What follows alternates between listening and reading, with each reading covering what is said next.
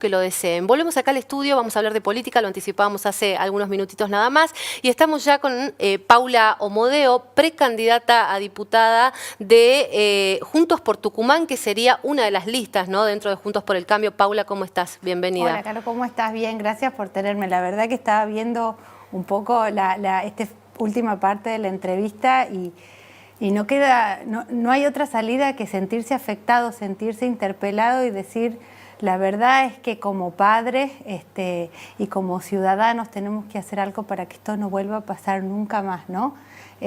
Creo que la historia de Paulina, la historia de Paola, la historia de tanta gente que perdió a sus hijos y la historia del día a día de todos como padres que decimos: ¿qué va a pasar con nuestros hijos, no? ¿Qué pasa cuando nuestros hijos salen a la calle? Te conmueve y te preocupa. Y creo que eso es lo que justamente me llevó a mí a meterme en este camino, en hacer un partido, en ahora presentarnos a las elecciones, porque estamos muy preocupados por la realidad. La seguridad, bueno, ahí hablábamos, ahí recién veíamos a Alberto Levos, el tema de la seguridad, la impunidad en el medio de toda esta situación, uno de los reclamos base, ¿no?, que tiene Alberto en su lucha, y cómo ven esa situación ustedes, ¿no?, por lo menos desde este sector que vos estás representando ahora, ¿no?, camino a las PASO. Mira, cuando yo me metí, el diagnóstico de la angustia, de la necesidad de que a nuestros hijos y que nosotros mismos salíamos a la calle y realmente mirábamos para todos lados antes de entrar a nuestra casa. A mí me pasa que llego y digo: miro para acá, miro para allá, tengo miedo. Y a partir de eso empezamos un camino, dijimos: bueno, tenemos que ser profesionales en este sentido, no tienen que ser promesas vacías, no tiene que ser como vamos a luchar por la inseguridad, sino empezar a capacitarnos, ¿no? Ahí muchos de Creo hicimos un curso del Banco Interamericano de Desarrollo y empezamos a analizar, y de hecho el Federalismo y Libertad tiene un informe muy interesante, cuáles son las causas de la inseguridad y cómo combatirla, y analizamos las distintas teorías sobre la inseguridad. Y lo que veíamos es que en Tucumán no existe un plan articulado para... O sea, es como que siempre todo es un manotazo de ahogado. Pasa un hecho y se pone toda la atención en ese hecho, pero incluso si vos analizás el presupuesto de la provincia, digamos, cómo ha ido achicándose el presupuesto o cómo se ha ido usando mal el presupuesto, porque es muy interesante en el estudio de Federalismo y Libertad, lo que explica es que la inversión en Tucumán es alta, por ejemplo, en lo que tiene que ver en salarios, en la policía que sale a la calle. Pero si vos lo comparás con la tasa del delito, es como ineficiente lo que se está gastando.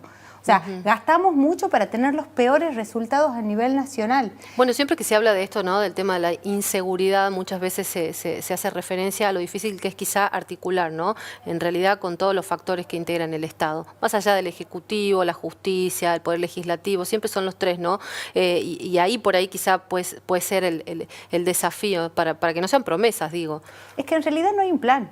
O sea, lo que explicaban los expertos es que vos necesitas primero tener un buen diagnóstico. Acá en Tucumán no hay buenas estadísticas. Incluso si vos tratás de acceder a las estadísticas, es muy complicado acceder porque faltan leyes como la de acceso a la información pública, ¿no? Pero además que mucho no se denuncia, porque los delitos que no son homicidios que terminan siendo denunciados, la gente no denuncia, pues dice: ¿para qué voy a ir a denunciar? Si realmente denuncio un robo, ¿y qué pasa? No pasa nada. Entonces, necesitas primero tener una buena estadística de lo que está sucediendo y después pensar en planes a largo plazo. Y ese plan a largo plazo implica un montón de cosas, porque, por ejemplo, en la teoría económica del delito, lo que te explican es que no hay incentivos para no delinquir.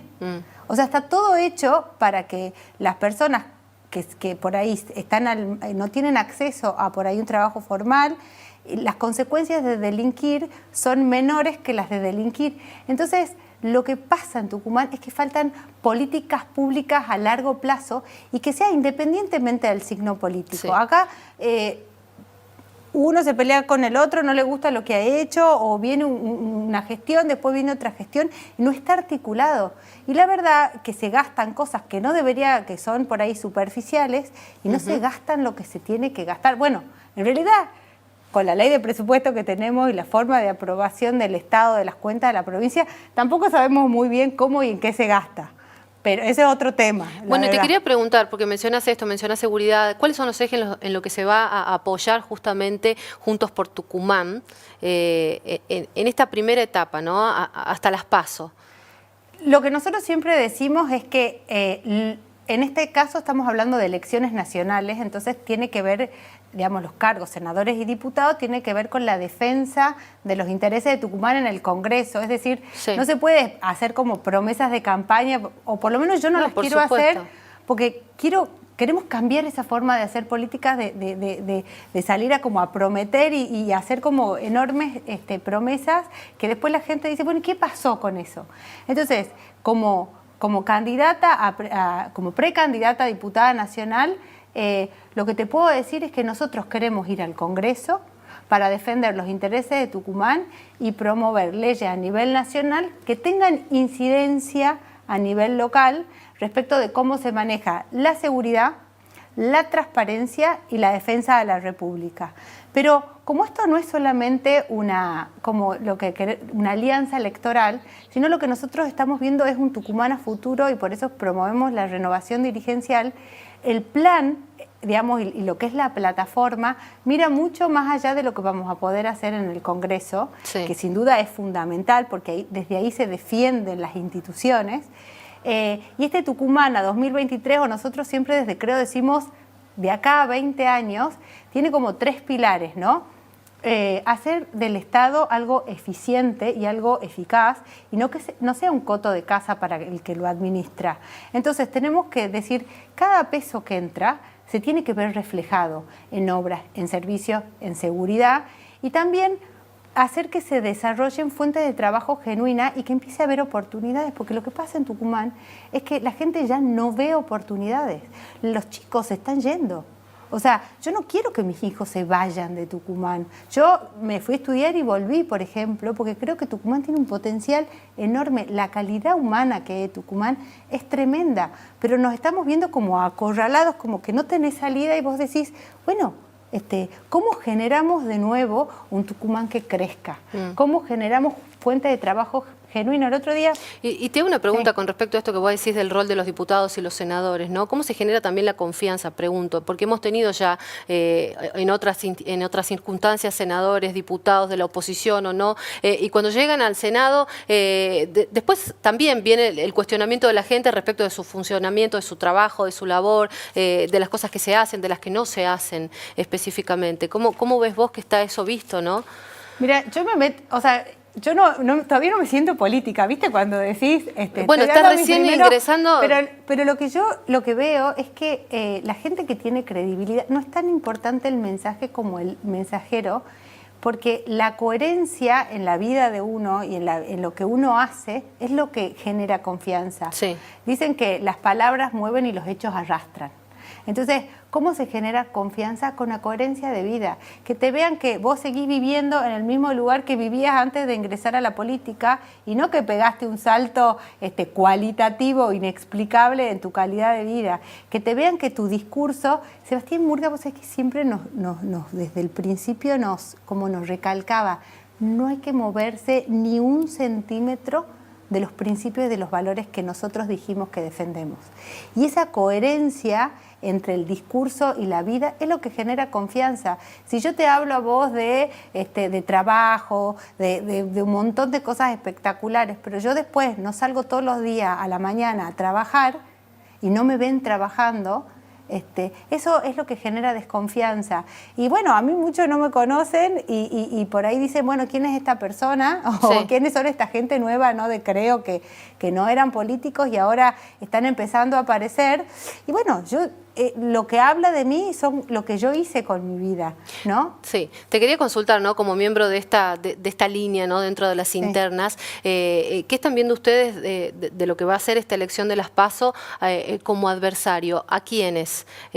O ¿cuál es la mirada respecto a lo que puede llegar a pasar, ¿no? Dentro de estas 3 listas, te pregunto. Mira, nosotros en este momento, obviamente que se está definiendo quién va a ser el que represente a la oposición y están estas 2 listas bueno, que las respetamos porque después, si nosotros ganamos, ellos nos tendrán que acompañar y si ellos ganan, nosotros los tenemos que acompañar. ¿Están dadas las condiciones para que eso pase después de lo que fue toda una previa bastante complicada porque no se pudo llegar a una lista por consenso? Bueno, nosotros estamos dispuestos a acompañar porque nosotros dimos nuestra palabra. Entonces, y además hay que tener en cuenta algo muy importante. Nosotros, adentro de Juntos por el Cambio, tenemos diferencias, tenemos diferentes miradas, tenemos diferentes planes, pero lo que está enfrente es realmente diferente. O sea, en nuestro lado hay, bueno, de dónde hay que dar prioridad, hay que renovar la dirigencia, no hay que renovar la dirigencia, dónde hay que hacer foco. Estas son discusiones de modos de hacer política, de lo que queremos, de la visión. Pero del otro lado tenemos gente que ha ido por todo, que se ha ido robando el Estado, que está enfocada en cualquier cosa menos en que los tucumanos estén mejor. Y están enfocados en cualquier cosa menos en que defender las instituciones democráticas. Entonces, yo siempre digo, ¿no? Y cuando lo miraba desde afuera de la política, estaba como esa doble vara, ¿viste? Cuando dentro de los que nosotros creemos nuestros cercanos, nuestros aliados, personas con las que podemos dialogar y convivir y generar espacios como Juntos por el Cambio, siempre uno criticaba y estaba como en el detalle. Sí, está bien, pero no me gusta, ¿viste lo que hizo el otro día o cómo habló? Sí. Pero no nos damos cuenta que del otro lado realmente tenemos gente que hace 22 años gobierna la provincia y la ha llevado a que esté en los peores lugares en Argentina. Estamos últimos en seguridad, estamos primeros en mortalidad infantil, en tasas de educación, primeros en femicidios. O sea, en Tucumán la estadística dice que si hoy matan a una persona por inseguridad, en 3.5 días, o sea, en 3 o 4 días, se vuelve a morir otra persona víctima de la inseguridad. Sí. Y eso es intolerable. Eso es intolerable.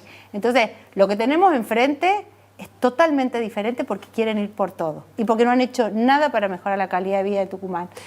Paula, te quería preguntar también, porque bueno, se viene hablando durante los últimos días también mucho de esta cuestión de las candidaturas testimoniales. Se ha visto mucha gente que está justamente cumpliendo y desarrollándose en cargos dirigenciales, de poder, funcionarios, que son candidatos en la oposición y también en el oficialismo actual. ¿Qué pensás vos con respecto a eso?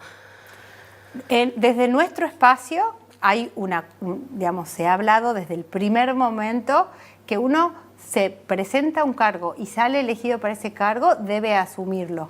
Porque si no, de alguna manera estaríamos traicionando lo que las personas eligen, ¿no? Si una persona te pone en un lugar, vos tenés que asumir ese cargo. Y si otras personas no hacen lo mismo, yo creo que están muy equivocadas porque de alguna manera vos cuando estás en campaña, y eso estoy aprendiendo ahora, vos le salís a decir a la persona, confía en mí para que yo te pueda representar en el Congreso, te pueda representar, en mi caso sería en la Cámara de Diputados. Si después vos no lo haces, estás traicionando lo que le prometiste a la gente. ¿Qué estás aprendiendo de política en estos pocos días? Como tu primera experiencia, te pregunto. Mirá, es como todo rapidísimo, ¿no? Porque realmente se está dando como muy rápido. Lo primero es que nosotros realmente queremos hacer las cosas diferentes. ¿Viste? Cuando decís, bueno, esto es lo que hay y vos pensás que va por ese lado. Y lo primero que nosotros hablábamos con la gente de Creo y del equipo y de la lista es que, por ejemplo, en la campaña, cuando uno... el otro día estuve en el sur y viste que haces las famosas recorridas. Sí. Entonces nos poníamos como objetivo decir, bueno, cuando yo voy a visitar a una persona, cuando yo hago estos recorridos de campaña, yo tengo que ir realmente desde todo mi ser abierto al encuentro de esa persona para saber lo que necesita, lo que siente, lo que pide. No tiene que ser solo para la foto. No tiene que ser solo para parecer que yo estoy recorriendo, sino dar todo lo que yo soy. Entonces, y que la política debe estar al servicio de la gente. ¿Hay algo que te haya decepcionado en estos días, en esta incursión? Queda mucho, ¿no? Por delante. Queda mucho por delante. Sí, por supuesto que por ahí hay pequeñas decepciones en decir, por ahí la política tiene como determinados como códigos y formas y no sé qué, y uno es como por ahí mucho más llano, ¿no? Si yo te digo que pienso esto, y bueno, pienso esto. Si yo te digo que a mí me parece bien esto, y bueno, y doy todo de mí y pongo todo de mí al servicio de lo que yo creo. Y por ahí la política es como también mucha estrategia. Sí. Y por ahí eso tenemos que desarrollar más como esa estrategia en ese sentido. Pero ¿sabes lo que también me sorprendió gratamente? Que hay gente muy valiosa. También hay gente muy valiosa dentro de la política. Dentro del frente opositor, en general, en el trabajo. Dentro del frente opositor, por ahí cuadros que uno no conocía tanto y que vienen trabajando hace muchos años. Y sin duda creo que hay gente valiosa también dentro de nuestro espacio, que no son todos de Creo, sino que hay personas que vienen de distintos lugares. Ayer estuve, por ejemplo, con Nico Mirande, que es un chico del PRO y que se acercó y me dice: Paula, yo estoy acá para ponerme al servicio de ustedes, vengo haciendo este trabajo, ¿querés que vayamos a ver el trabajo que yo estoy haciendo en tal lugar? Y realmente eso alegra el corazón. Bueno, Paula, te agradecemos por estos minutos acá con nosotros. Vamos a tener seguramente más entrevistas porque recién arranca la campaña, queda mucho todavía hasta las elecciones, hasta las PASO, así que muchísimas gracias. Bueno, muchas gracias a vos, Caro. Gracias. Bueno, vamos rápidamente a la legislatura nuevamente. Está Matías Aguad.